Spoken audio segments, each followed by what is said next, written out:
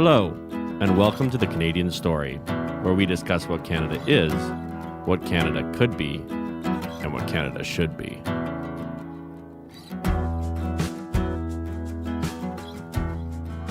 Hello, everyone, and welcome to another episode of The Canadian Story. I'm honored to have Mr. Sunshine from Dragon's Den, a highly successful Canadian businessman who has got quite a public following and has just really embodied, in my mind, the Canadian dream.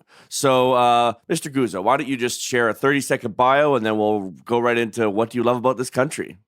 Okay, so, my name is Vince Guzzo. I'm first and foremost, a movie theater operator. I also have investments in the food space. I have investments in construction business, real estate, and I'm the son of an immigrant. And for some crazy reason, CBC Dragon's Den thought I'd do a nice dragon, and then they realized I was not a nice dragon. So I can be a little cutthroat sometimes. So that's basically who I am. And like I said, I'm the son of Italian immigrants, first generation Canadian. We are proud of our roots, and that's why many times when people ask me, what are you? I say, well, I'm Italian. It's really, I should say, I'm Canadian of Italian origin. Yeah, no, I love that because that's really is a Canadian way of thinking, right? We often think about where we came from and we honor that place, but we love this country. And what do you love about this country as someone who has, seen more of it than a lot of people, experienced different facets of it through your businesses, and particularly, I think, through seeing these entrepreneurs come through. And the movie theater business is such a people-focused business. What do you love about this country that you've had so much success in? So first, I want to tell you that, so I grew up in Montreal. So my Canadian reality till I went to university in London, Ontario was Montreal. So for me, Canada was Montreal. That's what it was. It was a bilingual country. Like in any country, the Northern Italians don't like the Southern Italians. So in Quebec, we have, the French and the English arguing every so many years and so forth, so forth. Then when I went to Western, I realized, hey, wait up a minute. This is different. This is like London. This is all English. Oh my God, look at the sidewalks. They're so different than the way we have. And it's all of a sudden it's small town. For me, London was small town Canada. And then, obviously I knew Toronto and et cetera, et cetera. And then I got onto Dragon's Den. And then all of a sudden, now I'm traveling Canada. And now I'm realizing Montreal, Toronto, Vancouver is not Canada. That is just a microcosm of what Canada could be. But in reality, yes. Vancouver's way different. Calgary is totally different. And so all of a sudden, I'm learning my own country over time. And it's funny because, I say that for a reason, because very often people call my father when they're going to Italy on a trip. They say, hey, where should I go? My father goes, I don't know. I mean, when I go to Italy, I just go to my hometown. I go to my relatives. I don't go to Milan. I don't travel Italy. That's not where I want to go. I want to go down south. I want to go where I'm warm, et cetera, right? So what's amazing about Canada is how different we are, but how similar we are. Yes, right? So yes, absolutely. I always tell people in Quebec, stop arguing with Alberta about oil, no oil. Stop. You guys are so much alike. You just don't realize it. It's so true. I say this all the time. Like Quebec and Alberta are like brothers. Like they just don't realize it. They don't even know. And I think, what's beautiful about Canada is that at certain times, which was most of my adult life, you were allowed to say what you wanted. You were allowed, we were tolerant. We accepted people. The only thing I would criticize is that, we would make fun of the Americans. Right. Yeah. Say, that's a Canadian pastime, right?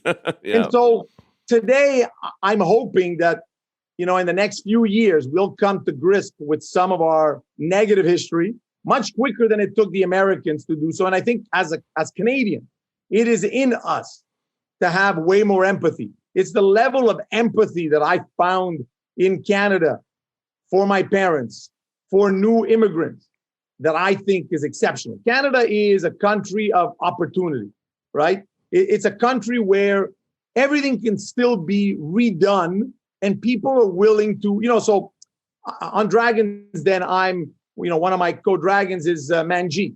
And so Manjeet is the 9th largest distributor and producer of alcohol in Canada and in North America. But she insists to remain in Calgary because it's a bastion of encouragement for entrepreneurship, right? Yes. And yes. that's what we can find in Canada, that in the US, it's not always the same. I mean, can you explain that more, like what you see as the difference between how entrepreneurship works in Canada versus the US? So in the US, the entrepreneurship is a lot more stifled. It's a lot more, what can I tell you? It's almost like they love to make us believe that their American dream means anybody can come there but when you tell an American who happens to have an Italian accent, you tell him, hey, where are you from? His natural reaction isn't to say, I'm from, the south of Italy or whatever. It's to say, I'm from Queens or I'm from Brooklyn. And I said, no. Right. Where are you originally from? Oh, I don't need, I came here when I was too young. It's as if in the US, to be a successful entrepreneur, you must forget your roots. You must renege where you came from. You must only be under the American flag. In Canada, we celebrate the difference, right? We celebrate for example, on Dragons, then we have our first Jamaican immigrant, Wes Hall, who's on the show. And so, he says it all the time. He says, I'm from Jamaica. And I tease him all the time. I said, seriously? I didn't realize you were from Jamaica. But he's got an accent. And so we laugh about it. But you can do that in Canada. And the sensitivity card isn't as present as in the US, right? In the US, it's become, as much as they had a president that seemed to have no filter, it is still a filtered society. In Canada, people may believe we're more filtered, but we're not. We're just more empathetic. We're more, level-headed, right? There's no reason to say certain things or do certain things because we don't believe in those things. And, many times I've heard often from people in the US, as a Black man, my banker said no. I've seen a lot of Black successful businessmen in Canada, way more on a per capita level than in the US. Yes, right? Yeah, and it's so true. For me, that means that there is no color, right? So a lot of people don't realize that most of my executive team is women. Right. Everybody says, yeah, but you're a bit of a macho, you're Italian. No. I got my daughter. I'm in business with my daughter. The only one of my 5 kids that I actually opened up a company with is my daughter. It's with your daughter. Because I think she's actually the smartest one of the gang. She's the one who really wants to, excel and wants to make a difference. And she's 10 years old. She's not, it's going to be 11 in October. And we can do that in Canada without being judged, without being said, but why? Still today, sometimes, look, when we get together, we talk about our cultural backgrounds. And so when I hear that in India, for example, it's still very prevalent where the oldest male is the one that inherits the business. I'm sitting there and saying, guys, seriously, get with the times. Yeah. It was like that in Italy maybe 200 years ago. Right. Get with the point. This in Canada, I've never had anybody ask me who's going to inherit the business. Right. Normally the question is, with 5 kids, who do you want to take over the business? And right. It doesn't matter who I want; it's who's going to take it over. But I said to somebody once, the day that my daughter was born, I believe it was my father, and I said to him, I said, "You do realize she's going to be the boss, right?" He goes, "What do you mean?" Right. I said, "Well, so the boys are going to probably be the presidents of the various, companies, but she's going to be the boss. She's the one who's going to tell them when I'm no longer there. She's going to say, guys, if Daddy was here today, this is what he would say, right? Morons that you're acting like today. Stop arguing. We're a unit. We're a family."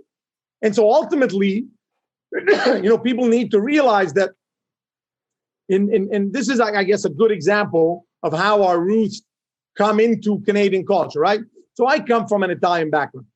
Many, many times people will say to me, in Italian families, it's very patriarchal. It's the man and I say, yeah, I guess, if we're going to war, yes.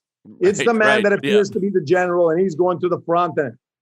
But in reality, the person who raised me is my mother. Right, so if I think the way I do, it's because of my mother. The person who keeps the connection to the rest of the family is my mother. The one who has the networking talent is my mother. So ultimately, my mother's the boss, okay? So right.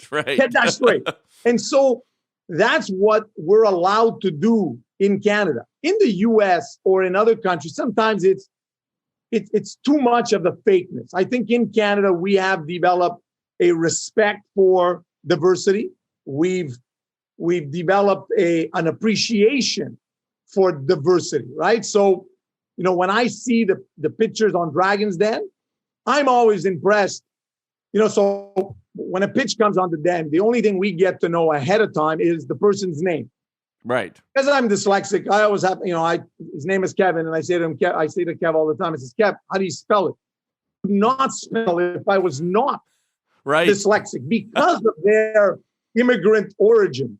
Right. Is unbelievable, like literally unbelievable. And I'm impressed by it. I'm impressed by the fact that we're okay with keeping our roots. We're okay with keeping a link to we'll call it the original homeland of our parents, but our loyalty still remains to Canada, right? I mean, I could have set my company up offshore a long time ago, and I didn't.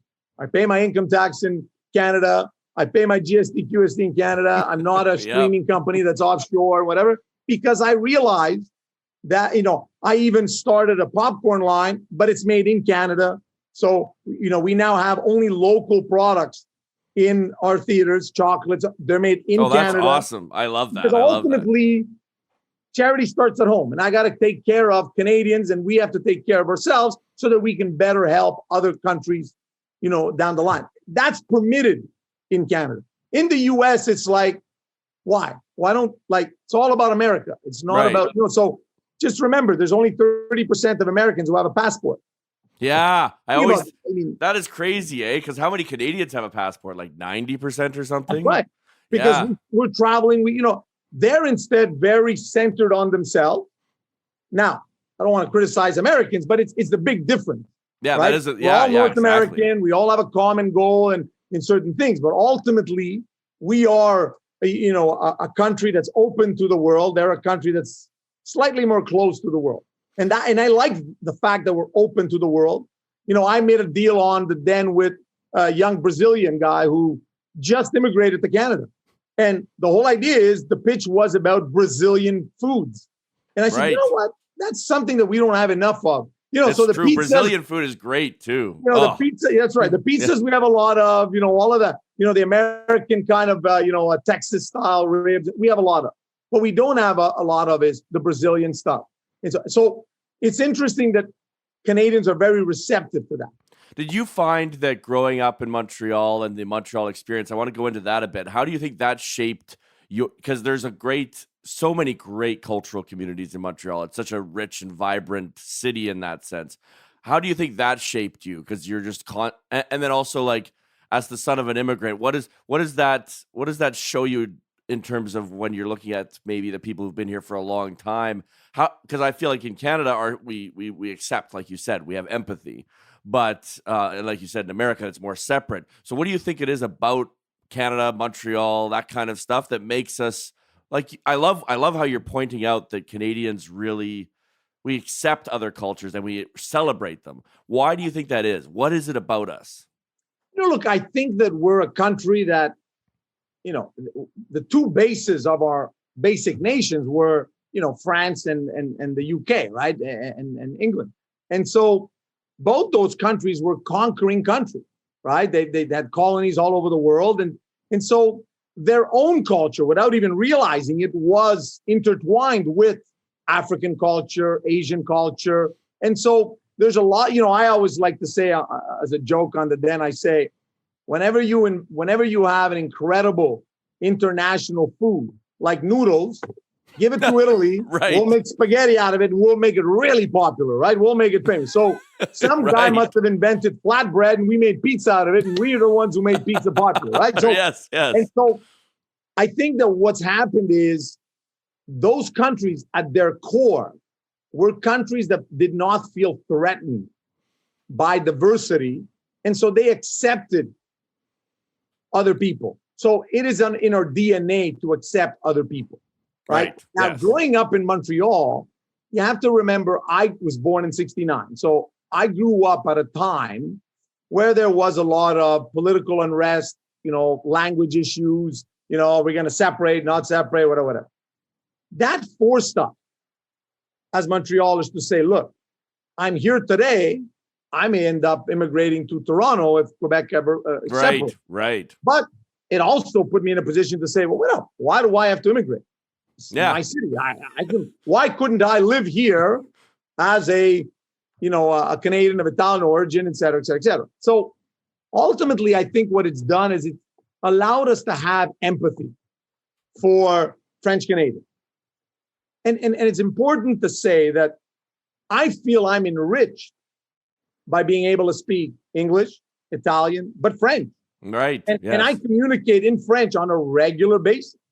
And I sometimes criticize my premier by saying, stop with the coercive laws forcing people. Why don't you just show people the advantages of being multicultural, of understanding multiple languages? I go to France and I can speak in French, right? And I go in any French nation, and I can speak the language, and I can do better business because of that. Now, is it that hard to explain to people?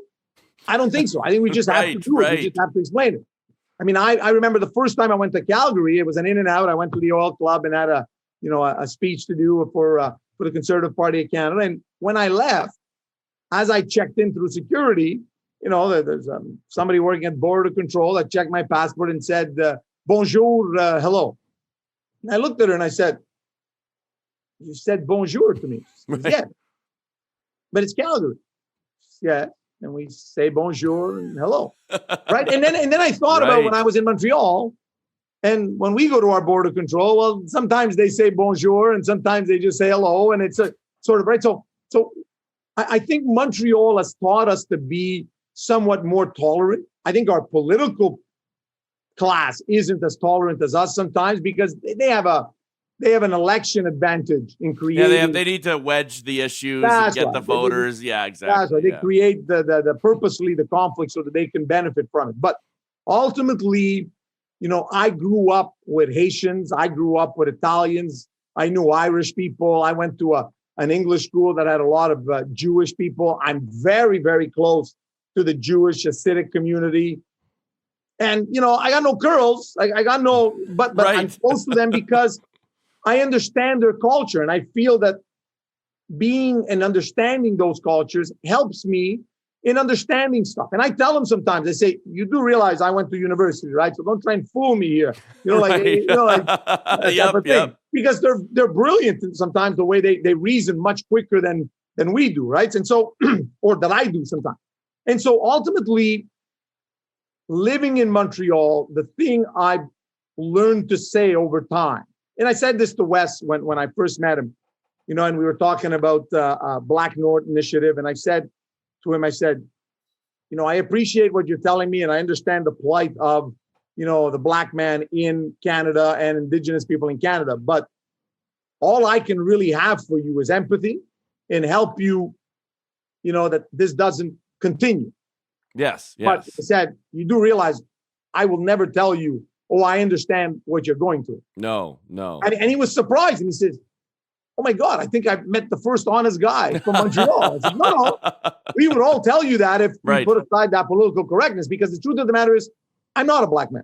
So I don't know what it is to be treated like a Black man. What I do know is what it's like to be treated as a poor guy going to a rich neighborhood to pick up the daughter of a rich guy to bring her to the prom. That I know what it feels like. I want to hear this story. Tell us this story. You're waiting outside while my daughter finishes, and I got a corsage in my hand, and I'm going, how am I supposed to put this on her if I'm outside over here in the middle of right. And so forth. Or it's happened to me to be in really wealthy people's home. It's because I went to a very affluent private school but I was the poorest person there. Like, that's a funny story, and I'll tell you that. So I want to hear this. when I applied, so when my parents, so it was my mom who decided that I needed to go to a better school than the public school I was going to.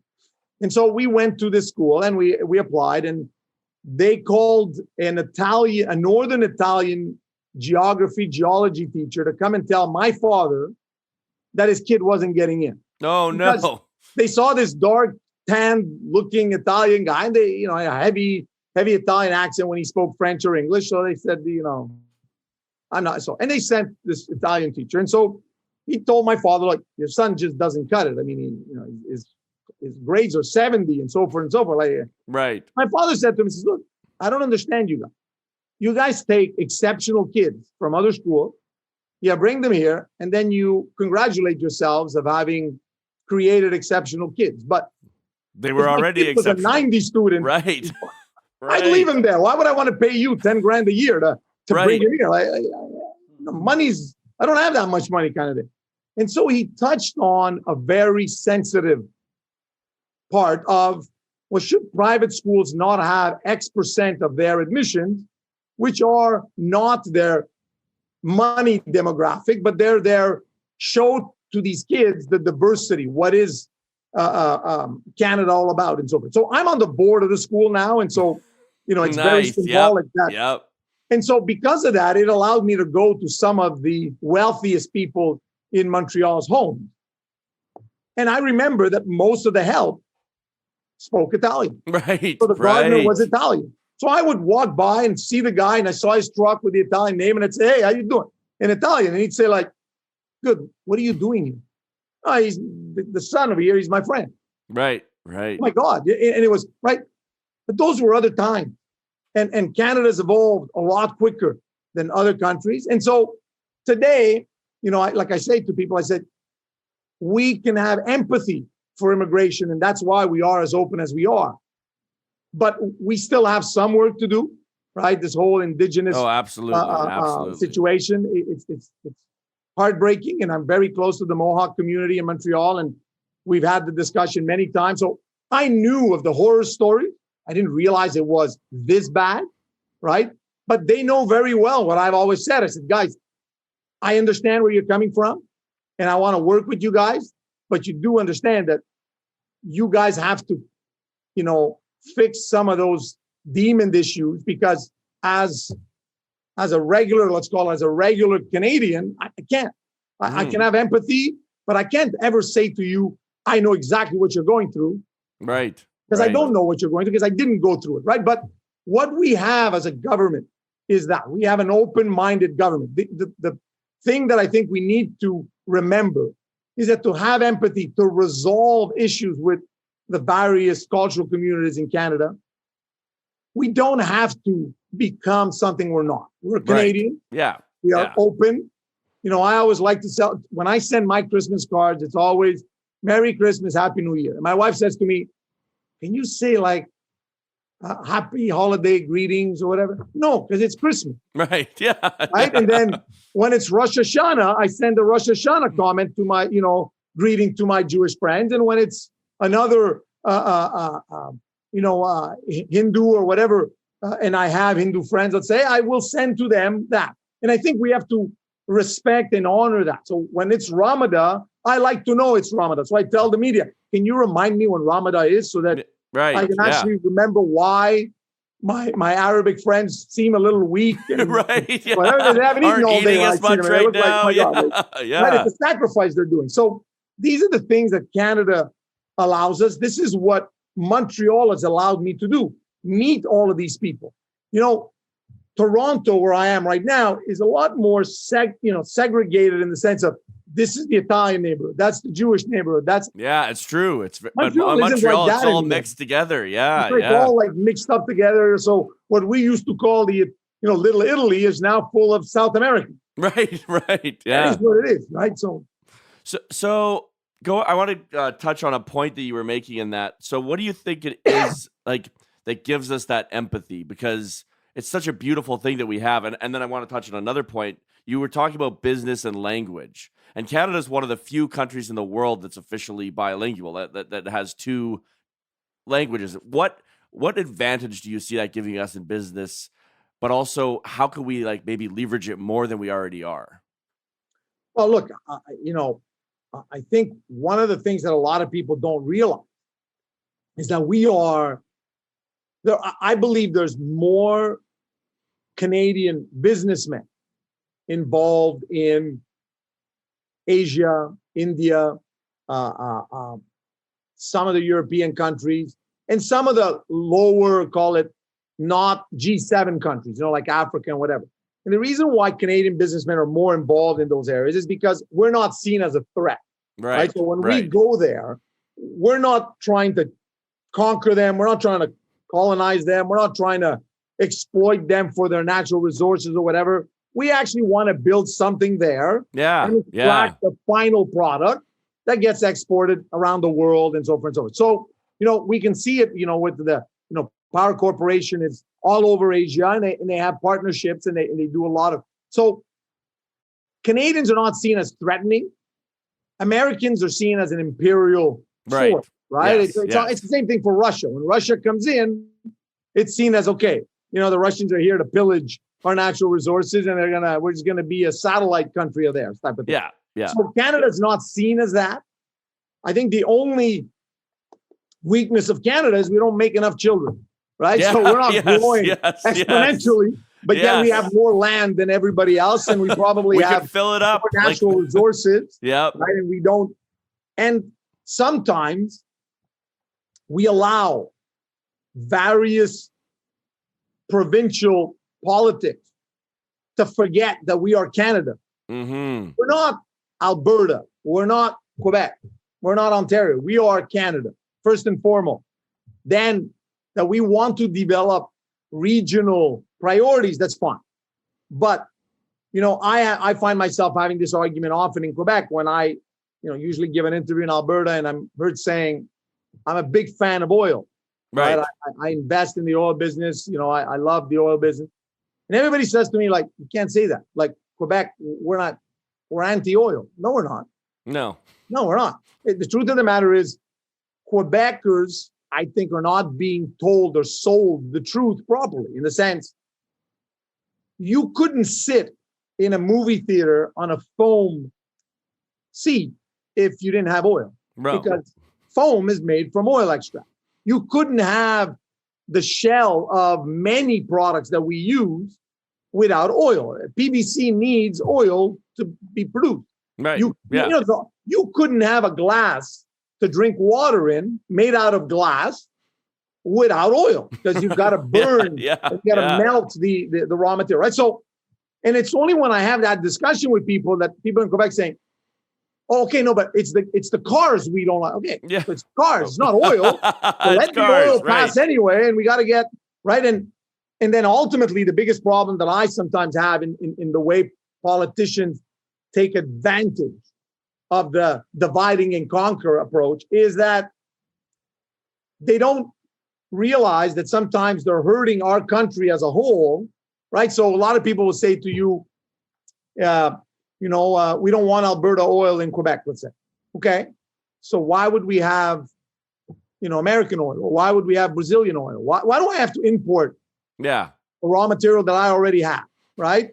And I said when I was at the oil club, I said, somebody's got to explain to all of Canada that extracting oil out of the, tar sands is really an environmental cleanup. Because if we don't extract that oil, that oil is going to continue rising, and it's going to go into our water streams or whatever. So why is it that when there's an oil spill and we clean it up, we're allowed to use that oil?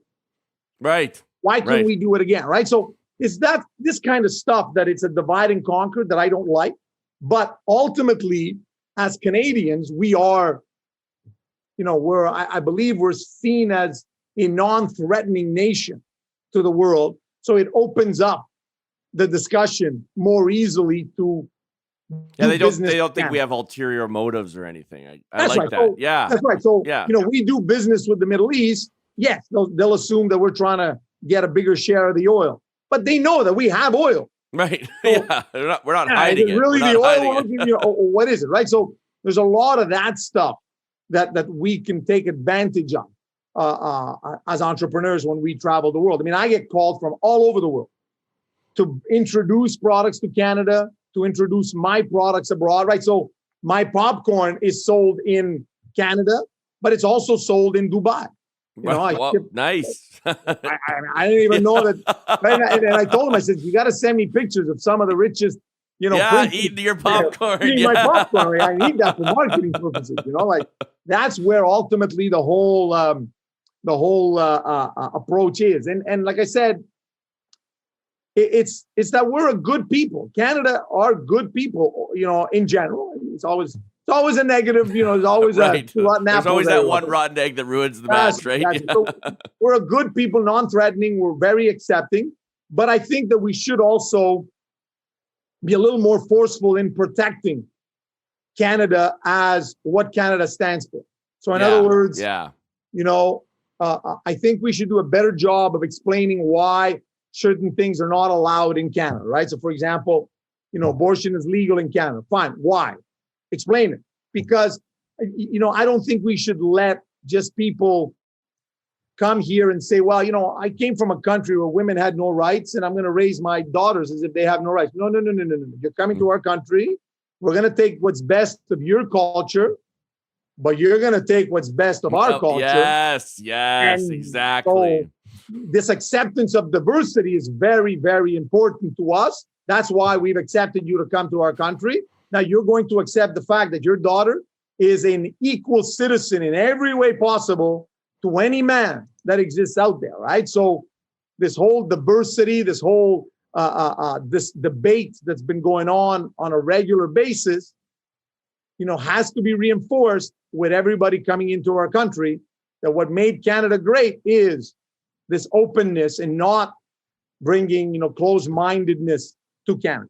Yes, I couldn't agree more. And on that note, I liked what you said about a land of opportunity, and I just wanted to get like a short reflection from you on entrepreneurship in this country. You get to see entrepreneurs all the time on Dragon's Den, and like you said, I'm sure they're calling you all the time for advice. You probably are mentoring hundreds of people across the country at this point.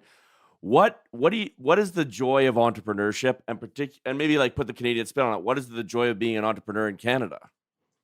I think the one of the fun things about being an entrepreneur in Canada is that you can actually do it. Right. Yes. In other words, there is not that stigma of, oh my God, he's a Hindu or he's he's Asian. I don't know if he's gonna want to stay here or whatever. So banks are a lot more open. Okay, as much as we want to criticize them, I mean, they've refused. I tell some of my visible minority friends, I tell them, I've been refused loans, okay? Don't take it personal. It's got nothing to do with what you look like. It's just the numbers. They just run the numbers, right? That's right. They run the numbers. And many times the biggest problem, and it's one of the things I tell entrepreneurs all the time, is whose fault is it? The guy who said no, or you that didn't explain it properly? Right. So that's why sometimes we're asking questions on Dragon's Den and people say, well, why would you ask that? Because I'm trying to figure out what exactly is his vision. Because, many times people don't realize the importance of the numbers, but also what's your plan? How are we going to get out of this? How are you going to make this the best idea there is? How are you going to pivot? What are the guarantees that you're going to succeed? I don't see, let's say sometimes a sacrifice level. What are you willing? And I always, I tell university students all the time, what are you willing to give up? Yeah. You say, well, I'm willing to work hard. What are you willing to give up? I love that. Yeah. I go, working hard isn't giving up anything. You just told me what you're willing to do. I want to know, what are you willing to give up? Yes. And they sit there and they, well, what do you mean? I said, well, look at some of the richest people in the world. What do they have in common? They're either workaholic, they have a few divorces under their belt, right. They have a dysfunctional family, relationship with most of their kids, right? So you sit there and you go, so you understand that you've got to become sometimes something you don't think you're going to become, right? You may, so I always like to tell people, you can't be everything to everybody. Mm-hmm. You can't be an amazing father, an amazing husband, an amazing brother, an amazing son, an amazing friend, an amazing, entrepreneur. You can't be everything to everybody. You're going to fail at something. Right. So You what are you now going to gotta fail at? choose, what are you going to fail at? What are you willing to fail at? What are you willing to say, you know what? It's the cost of doing business, right? And one of the things that a lot of entrepreneurs don't realize is that because you've got to be somewhat obsessive compulsive with your journey, and you can bring along all the friends you want, but ultimately that journey is your journey.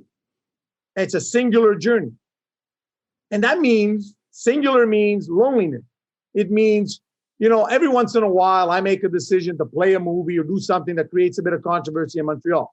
And the first reaction is, oh, you realize you're the only person who believes that this is the right thing to do.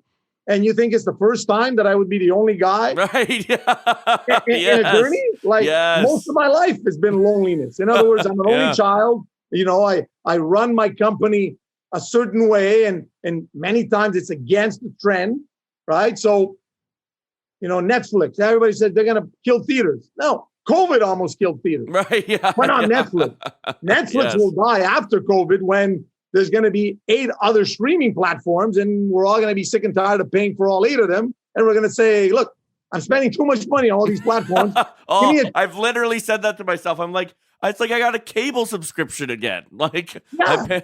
All of a sudden, I look at sometimes my statements and I go, what are we doing paying like $300 for like streaming platforms? Yeah. This. Now we got Disney Plus. Now we got Crave. Now we got, So it's very, very particular, right? That people don't realize that being an entrepreneur, being a successful entrepreneur means having to accept that you will be misunderstood. And so the no of some banks has nothing to do with my accent, my color, my, the Mr. Sunshine t-shirt I'm wearing or whatever. It has to do with, I don't understand. And so that's where entrepreneurs need to learn to be incredible salesmen. They've got to be able to sell anything to anybody. And I always like to say, somebody used to always say, Vince can sell snow and ice to the Eskimos. Yep. I would say, why do you guys say that? It makes me, I feel like a used car salesman. No, it's a compliment. I go, well, it's a hell of an awkward compliment. But I later understood what they were saying is he manages to make you feel the passion of why movie theaters are an amazing experience, why they won't disappear, why popcorn is an essential part of going to the movies. It is, absolutely. Why healthy food in movie theaters have never been successful.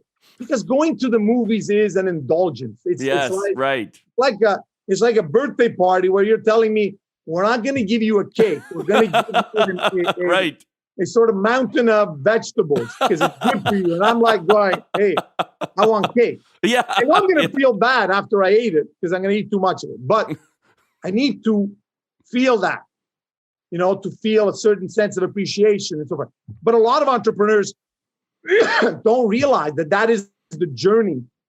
So being misunderstood so if you're misunderstood, you're probably already halfway to being an entrepreneur. Right. If everybody gets your idea off the bat, you're probably not an entrepreneur. Probably not an entrepreneur. You're just an inventions guy, and everybody wants to take your idea, pay you a royalty, and they want to be the entrepreneur with your idea. Right? That's the kind of stuff that usually we get from those things. But the Canadian spirit allows us, because we have to be open to diversity, it trains our mind to be open to different ideas, right? So right. Well, I get this idea, okay.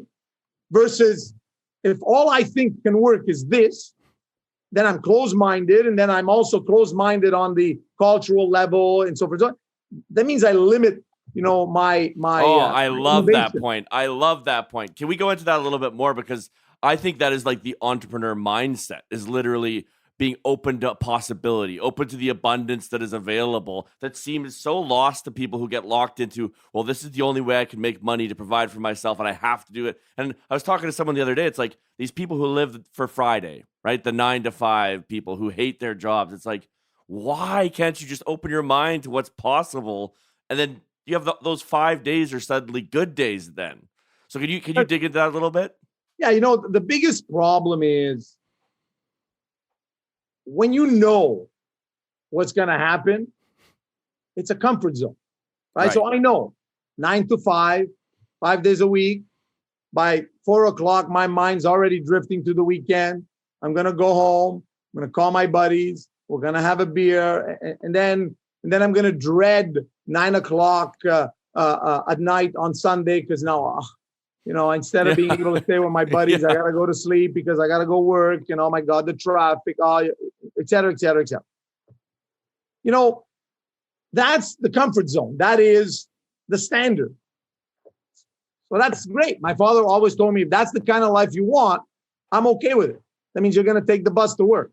Right. But if you want to drive a Ferrari, my friend, you're going to have to be regular. Yes. Have to do something a little different. 9 to 5 just doesn't cut it. No. And so my people know at 6 o'clock, 6:30, I'm at the office. That's a.m. By the time everybody's come into my office, I've greeted all of them and I've already barked out my instructions for the day. Right. And then I'm in work mode.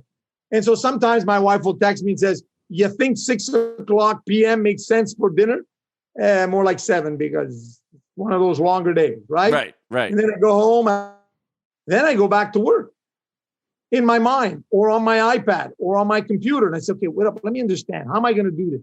For example, what are the various flavors of popcorn I can do? What is it that people don't, so barbecue popcorn. Why barbecue? Anyways, let's do sriracha popcorn. Oh, yes. Well, first of all, I'm introducing a foreign spice, a spice that is not homegrown in Canada, right? Right. And truffle popcorn. Why truffle? Well, because it's considered a premium product. And I want my popcorn to be considered premium. It's not right. an off-the-shelf $2.99, 500 grams of popcorn type of thing. So ultimately, entrepreneurs will realize that diversity opens your mind. As you open your mind, you let more in. As you let more in, you want more, right? So it's that knowledge that you can now utilize, right? Mm-hmm. When I was at Western in economics, some of my out-of-program courses that I took were in psychology. And, over the time, people have asked me, why? You wanted to be a psychologist? Hell no, I don't want to hear about other people's problems. I got enough of my problems. I don't want to deal with other people's problems. Right. But what I wanted to understand is the human behavior. I want to understand why people behave a certain way. Why? Because if I know that, I can then better argue, show my argument. You could sell better. Product. You could sell better. Yes. That's right. I can sell better to people, make them realize. And so standing alone is something that every immigrant has had to do. Remember the first immigrants that came here. Yes. They didn't have, so my father came here in 68 and he had, I believe, one cousin, a girl cousin that lived here with her husband. So he got somewhat lucky in the sense that he had somebody familiar face. That's right, to welcome him. Many immigrants didn't have that. Many immigrants feel a sense of loneliness. How do you take that, trigger it to create an exceptional product, an exceptional service, right? Just ask yourself, a guy like Wes Hall, 16 years old, 14 brothers and sisters, lived in Jamaica, was brought up by his grandmother, comes to Canada and is now one of the wealthiest, Black businessmen, immigrant Black, businessmen from Jamaica in all of Canada. Why? What did he do? How did he do it? What inspired him, right? I can guarantee you that when you're out of your comfort zone and you're alone, you become exceptional in what you want to come up with. You have to. You got no choice. Right. Oh, I love that. And how do you see that playing out? Like, I think most of the best business people in Canada are actually immigrants. When I look at it, like most of the ones that I've met are immigrants, because in Canada we have this kind of perspective of exploration and experimentation. Like you said, not a lot of people leave their home and just go somewhere and plop themselves in a new place. Yeah. I love that. That is so good. We're almost out of time. We're almost out of time, but I have one more important or two important questions. One's kind of silly, but what do you think of this AMC rise? Like, what do you think of like that So, was nuts to watch, eh? so I'm going to throw a ding at Arlene Dickinson on this one. So if you watch the show often enough, I'll argue valuation of the companies that come to us. And many times Arlene will say, well, I don't agree with you. I think, I think 1 times revenue or 2 times revenue is a fair way to evaluate. And then I always say, look, I want to know what your profit is. I want to know what your EBITDA is. Because at the end of the day, you could be a $10 billion revenue company. If you're losing $2 billion, I don't want to buy your company. Right, I don't want to be part of I don't want to be part of the deal. So, ultimately, I know the movie business. I'm happy to see that AMC is now worth $34 billion or whatever it is. With this new capitalization value. But the truth of the matter is that AMC would have to be 100% full every showtime, 24 hours a day for every single one of their screens around the world, and sell every one of us $100 of concession sales to be able to meet its financial obligation. So, wow. Good luck, whoever's rising that stock. Good luck, whoever's manipulating that stock. But it would not surprise me to see in the next few months, in the next year or so, some big, Justice Department case come out where a few very wealthy people played with that stock at the right time. Yeah. And look, I had stock that I had bought at $1. I think I sold it at $10. Right.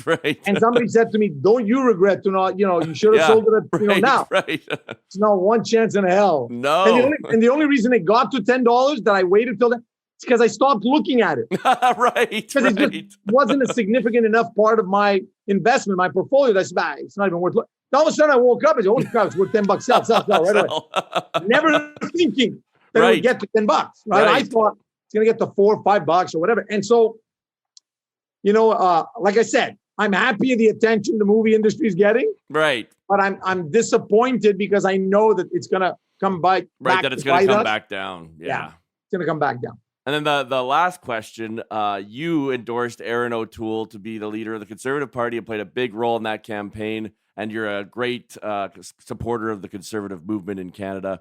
How do you feel right now about where Canada is going, but not more than that? What would a good conservative vision for our country be? So I think that, first and foremost, there's a saying that says charity starts at home, right? So with that in mind, I think we as conservatives need to clean up what we are, right? And so in our party, we have heterosexual men, we have gay men, we have all kinds of people. And for some reason, we've been labeled as the anti-gay party. I don't know why, right? And I was once asked by a media if I ever won the leadership, had I run for the leadership, would I go to a gay pride parade? Yeah, sure, why not? Says, but have you already been? No. And why not?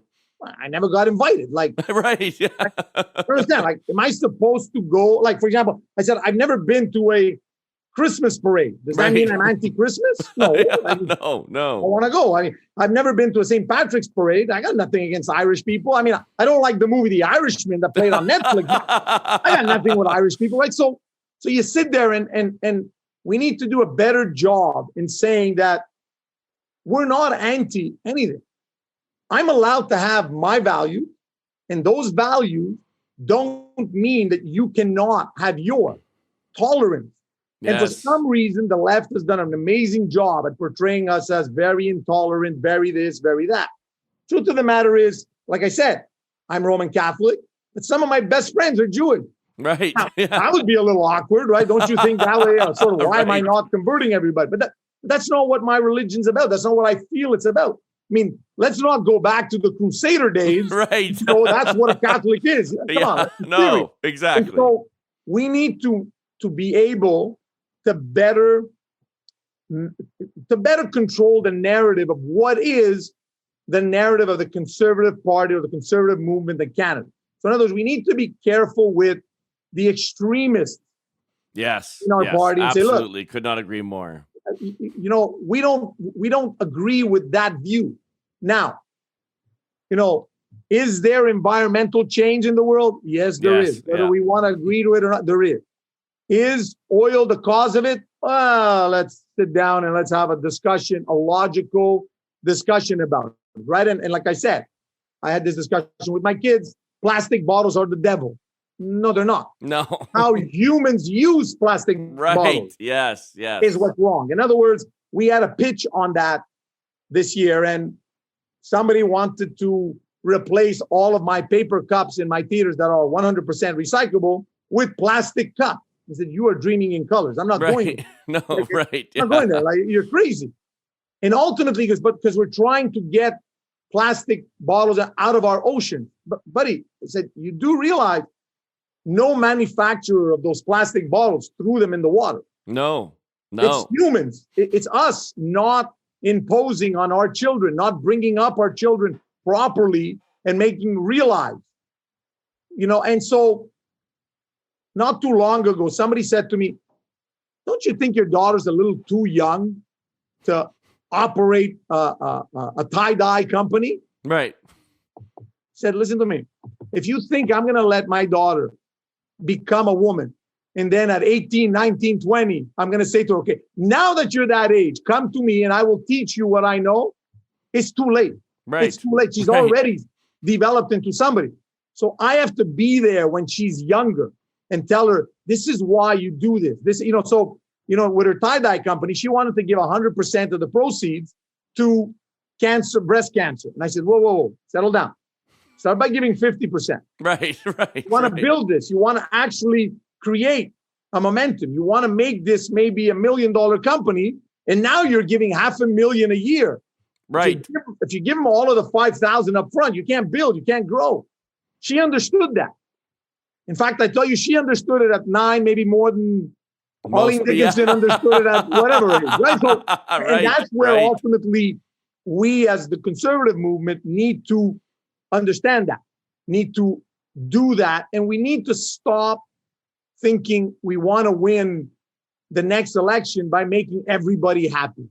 Because as I said, we are not going to make everybody happy. No. What we need to do is make everybody respect us and appreciate us for our values, for our views. That is what we should be doing, and not thinking about getting everybody to agree with us and love us and vote for us. No. This is the message. This is what conservatism stands for, right? So I make jokes all the time. I say, somebody once said to me, well, weren't you very close with, Paul Martin? I says, yeah, you mean the red Tory guy? Yeah. Oh, yeah. So I say to them all the time, I say, look, Churchill used to say it. If in your 20s you weren't liberal minded, you're heartless. Right. But if in your 40s you're not starting to become conservative minded, you're just a fool. That. Because that's when you start realizing that you have to pay for the debt. And a lot of people seem to think, oh, it's Mr. Guzzo's debt. No, it's not my debt.